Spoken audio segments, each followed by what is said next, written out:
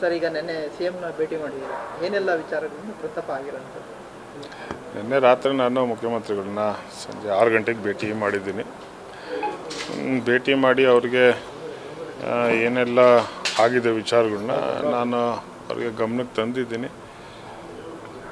So ಅವರು ಅದನ್ನೆಲ್ಲ ಕೇಳಿಸ್ಕೊಂಡು ಆಯಿತು DG ಅವ್ರಿಗೆ ಒಂದು ಕಂಪ್ಲೇಂಟ್ ಕೊಡು ಅಂತ ನಿನ್ನೆ ಮುಖ್ಯಮಂತ್ರಿಗಳು ಹೇಳಿದ್ದಾರೆ. ನಾನು ಒಂದು 2 ದಿವಸ ಇದಕ್ಕೆ ಸಂಬಂಧಪಟ್ಟ ಲಾಯರ್ಗಳ ಹತ್ರ ಏನೆಲ್ಲ ದಾಖಲೆಗಳಿದೆ ಅದನ್ನು ಮಾತಾಡ್ಕೊಂಡು ನಾನು DG ಅವ್ರಿಗೆ ಕಂಪ್ಲೇಂಟ್ ಮಾಡ್ತೀನಿ.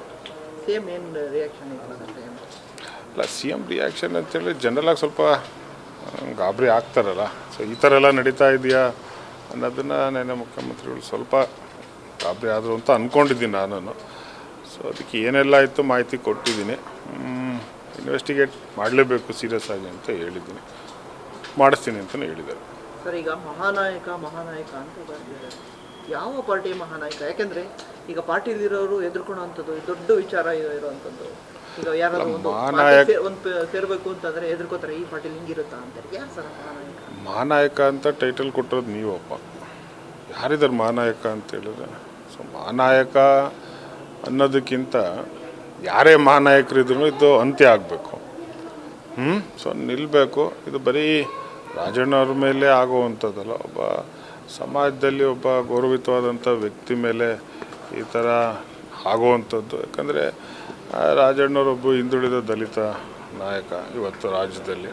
ಸೊ ಇಂಥವ್ರು ದಲಿತರ ಮೇಲೆ, ಹಿಂದುಳಿದವ್ರ ಮೇಲೆ ಇಂಥ ಆಗುವಂಥದ್ದು ಒಳ್ಳೆಯದು ಬೆಳವಣಿಗೆ ಅಲ್ಲ. ಇದು ಒಂದು ಸಂದೇಶ, ಒಂದು ಒಳ್ಳೆಯದಲ್ಲ. ಸೊ ಅದರಿಂದ ಇದು ನಿಲ್ಲಬೇಕು ಅಂತ ಅಂದ್ಕೊಂಡಿರುವಂಥದ್ದು. ಅದೇ ವಿಚಾರ ನಾನು ಮುಖ್ಯಮಂತ್ರಿಗಳು ಗಮನಕ್ಕೆ ತಂದಿದ್ದೀನಿ. ನೇರ ನೋಡಿ ಅಲ್ಲ, CM ವಿಚಾರ ಅಂತಾರೆ, ನೇರವಾಗಿ ಮಾತಾಡ್ತಾರೆ ಅನ್ನೋದೇ ಒಂದು ಟಾರ್ಗೆಟ್ ಇರ್ಬೋದು. ಸೊ ಅದರಿಂದ ನಾನು ಹೇಳ್ತಾ ಇರೋವಂಥದ್ದು, ಇದರಲ್ಲಿ ನಾವು ಯಾರ ಮೇಲೂ ಕಂಪ್ಲೇಂಟ್ ಇಲ್ಲ. ಸೊ ಯಾರು ಮಾಡಿದ್ದಾರೆ ಅದನ್ನು ನಿಲ್ಲಬೇಕು ಅಂತ ಹೇಳ್ತಾ ಇರೋದು. ಸೊ ಈಗ ತನಿಖೆಗೆ CM ಹೇಳಿದ್ದೀರಾ, ಮತ್ತೆ ಮುಂದೆ ಯಾರಾದರೂ ಬೇರೆ ಹೈಕಮಾಂಡ್ ಭೇಟಿ ಹಾಕಿ ಹೋಗ್ತೀನಿ. ಮಲ್ಲಿಕಾರ್ಜುನ್ ಖರ್ಗೆ ಅವ್ರನ್ನ ಭೇಟಿ ಆಗ್ತೀನಿ. ಯಾಕಂದರೆ ಈಗ ಪಾರ್ಲಿಮೆಂಟ್ ನಡೀತಾ ಇದೆ. ಅದಾದಮೇಲೆ ಸುರ್ಜೇವಾಲಾ ಅವ್ರನ್ನ ಮತ್ತು KC ವೇಣುಗೋಪಾಲ್ ಅವ್ರನ್ನ ಭೇಟಿ ಆಗ್ತೀನಿ.